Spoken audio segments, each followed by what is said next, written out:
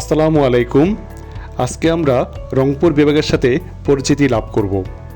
রংপুর বিভাগ বাংলাদেশের 8টি প্রশাসনিক বিভাগের একটি। এটি বাংলাদেশের উত্তরাঞ্চলে 8টি জেলা নিয়ে গঠিত। 2010 খ্রিস্টাব্দের 25 জানুয়ারিতে বাংলাদেশের 7ম বিভাগ হিসেবে ঘোষিত হয়। রংপুর বিভাগের পূর্বে ভারতের আসাম ও মেঘালয় রাজ্য এবং ময়মনসিংহ বিভাগের জামালপুর জেলা, পশ্চিম ও উত্তরে ভারতের পশ্চিমবঙ্গ রাজ্য এবং দক্ষিণে রাজশাহী জেলা অবস্থিত। বাংলাদেশ সরকারের প্রশাসনিক পুনর্বিন্যাস সংক্রান্ত জাতীয় বাস্তবায়ন কমিটি 2010 সালের 25 জানুয়ারি রংপুরকে দেশের 7ম বিভাগ হিসেবে অনুমোদন দেয়। এর আগে 2009 সালের 13 জুলাই মন্ত্রিপরিষদ সভার বৈঠকে রংপুরকে বিভাগ করার সিদ্ধান্ত গৃহীত হয়। এতে একটি কমিটি তৈরি করা হয়। এই কমিটি 21 জুলাই তারিখে প্রতিবেদন জমা দেয়।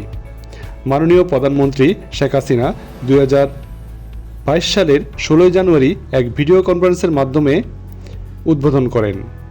বিভাগীয় অফিসটি মোট 15 একর জমিতে প্রতিষ্ঠিত।